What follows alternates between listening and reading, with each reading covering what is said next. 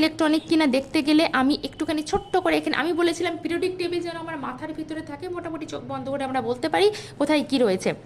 তাহলে এখানে ফ্লোরিন রয়েছে, ক্লোরিন, ব্রোমিন, আয়োডিন, এটা গ্রুপ 17-এ।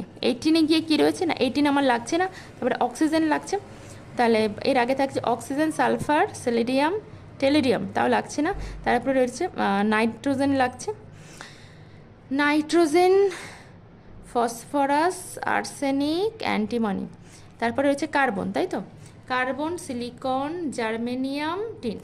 বেশ, তাহলে আমি প্রথমটার ক্ষেত্রে চলে আসবো। এটা সময় পি ব্লক, আমি ঝট করে একটুখানি লিখে ফেললাম। এইটুকু কিন্তু ঝট করে আপনারাও লিখতে পারেন, আমি বিশ্বাস করি। একটা প্রথম এ সেন্ট্রাল অ্যাটম ক্লোরিন রয়েছে, এর সেন্ট্রাল অ্যাটম কার্বন রয়েছে। দুটোর ক্ষেত্রে এটা কোথায় ক্লোরিন আর কোথায় কার্বন, পিরিয়ড পুরো পাল্টে যাচ্ছে। এবং দুটোর ক্ষেত্রে অক্সিজেন, সুতরাং পিরিয়ড যেহেতু পাল্টে যাচ্ছে সেহেতু ইলেকট্রনের কিন্তু একটা হিউজ